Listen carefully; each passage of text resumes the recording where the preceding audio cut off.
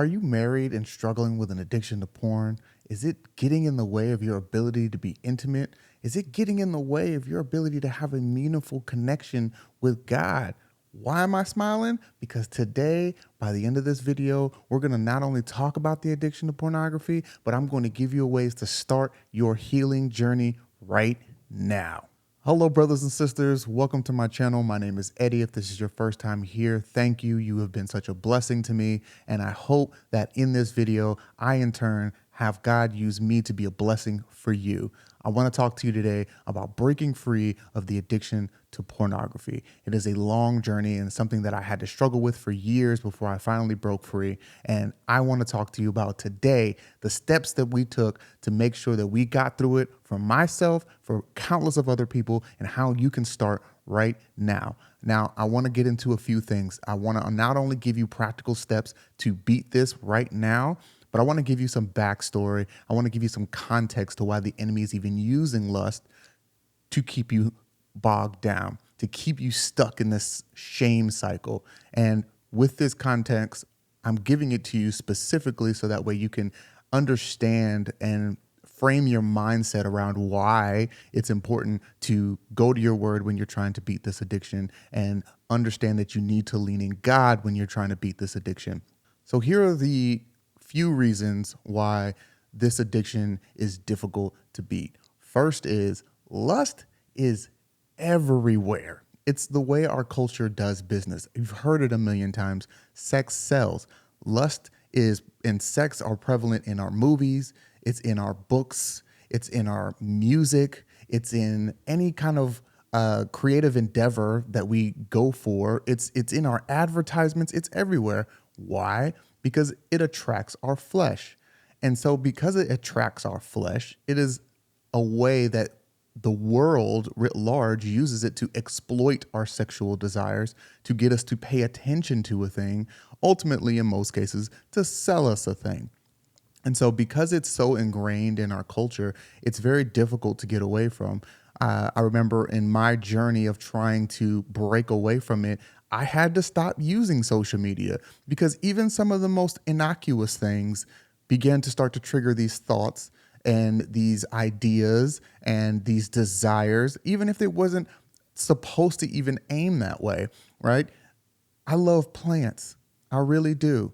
But some people on social media that want to show off plants are attractive. And so that made me have to get away from that because it was driving me to lust, right? And so not only is it a huge part of our culture, it's going to take a lot of work on your part to remove yourself from some of these triggers as we go forward.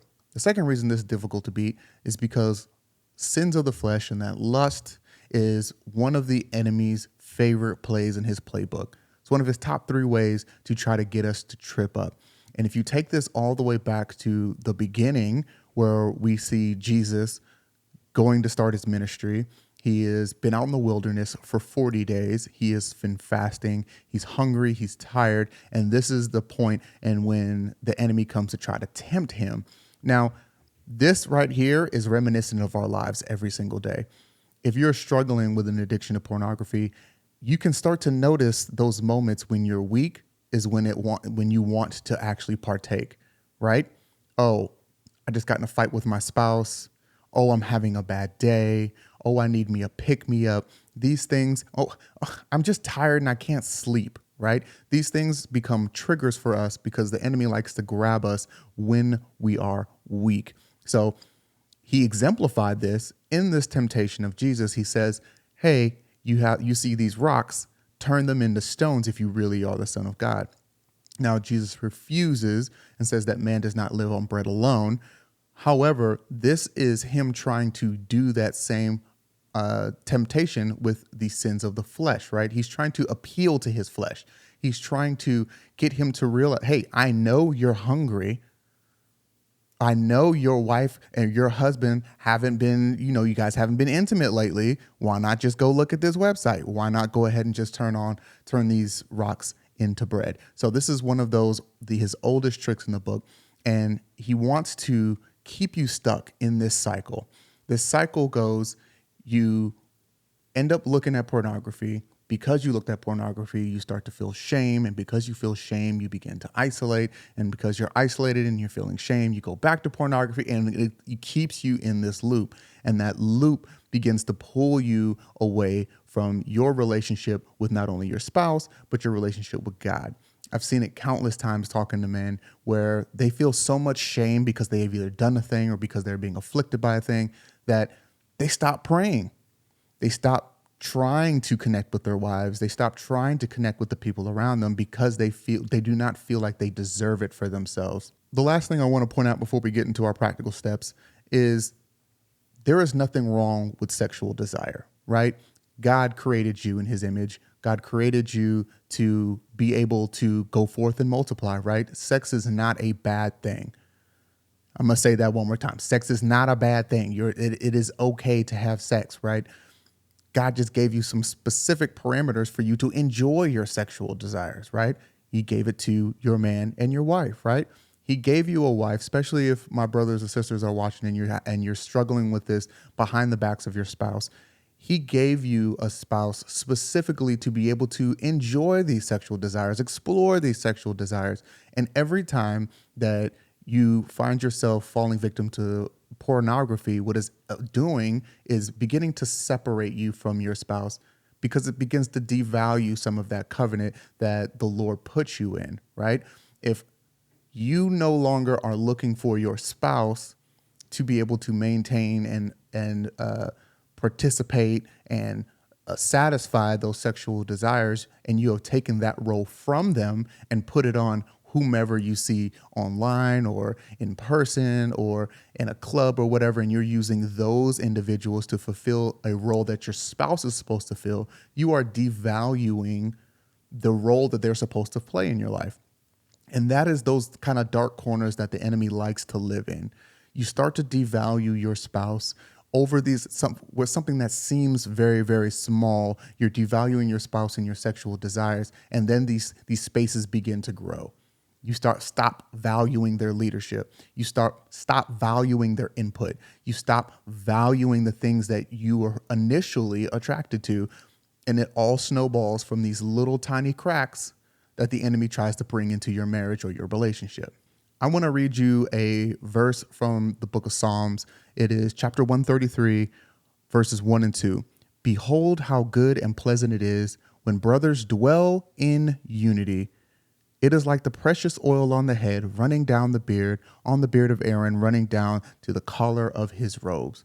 Now, I wanted to point out this robe. I wanted to point out this verse specifically because as it was presented to me for the first time at a marriage conference, it was presented to me as this idea that as husband and wife, we need to be in union with each other. We need to have this unity. And when we are in union, that is when that oil or the anointing can flow down from the head down to the body. If you're a brother watching this video right now, you are the head of your household. And you not being in union with your wife is preventing that opportunity for you to get that anointing, because you and your wife are not on the same page. You are not equally yoked to be able to not only hear from God for yourself so that way you can lead the rest of your household, but even if you were to attempt to lead, you start to cause places in friction. So that is my biblical basis for why we should start to break away from this sexual sin and this addiction to pornography. Now it's time to get into these practical steps that you can start your healing journey right now. First step, first and foremost, if your spouse is unaware that you are dealing with this issue, now is the time to have the conversation. I understand that it is going to be difficult. I understand that it's going to be uncomfortable. For my men out there, I know it's going to be a space where you're going to feel very vulnerable. But why is this the first step? Because you need to establish your relationship in honesty, and you need to establish your relationship in truth. You are never going to be able to grow as husband and wife if you cannot have honest conversations about the things that you're struggling with. For my brothers out there, your wife is your helpmate. She was designed to be able to help you. Give her the opportunity to help. but you have to be open and vulnerable about the ways that you need help so that you can overcome with her help. And that way you can stop getting in this space to where you're having to then lie about the things that you're dealing with when you're going to be intimate and things are not going the way they should be going. You need to be able to be open and honest, because not being honest about this leads to lies about other things. So that is the first step. You've got to have that open and vulnerable conversation. The second step in this process is that another mindset change for you. I need you to operate in grace. Now, what does that mean? I need you to understand that this journey is not going to be easy. And I need you to understand that this journey is going to take some time. You're going to trip up along the way. It's going to happen. You're never going to accomplish anything in your life without failing. No one has ever accomplished anything flawlessly. You are going to fail along the way. But the point I want to make here is understand that you're going to fail, but do not languish in that space. You fail, you learn. Oh, I slipped up today. I slipped up today because this was going on in my world. I now know that when these things happen in my world, I need to be extra vigilant, because this is a trigger for me to end up falling victim to this addiction once again. Operate in grace and make sure that you are being self-aware. Do not beat yourself up. Continue to press forward and hold yourself accountable. The third practical step I want to talk to you about is a helpful ministry that I have partnered with called Covenant Eyes. Covenant Eyes is a ministry designed to help you and I remain accountable online through software and fellowship to help you remain free from the pull of sexual sin. The first side of this program is the software that is available on all your devices that monitors your usage and generates a report. This report is where the fellowship comes in. I always talk about how fellowship of your brothers is where you're going to grow and begin to hold each other accountable for your shortcomings with grace and love. And this report hits that button dead on. This report gets sent to a friend or your spouse that you choose. And with this, they are able to help hold you accountable and help walk you through any continuing issues. They even have a free ebook designed to walk your accountability partner through the process of how to support you through this recovery plan. You can try this software and accountability for free for 30 days using the code Eddie Isom or clicking the link below. The fourth practical step I want to give you is actually spend time talking to God. I talked about earlier how in this space we end up in this shame circle that we pull away from God, thinking, oh, I've disappointed God. I've angered God. He's not going to accept me anymore. He's not going to love me anymore. He doesn't want to talk to me, and I'm ashamed to get into his presence. None of that is true. God always wants you.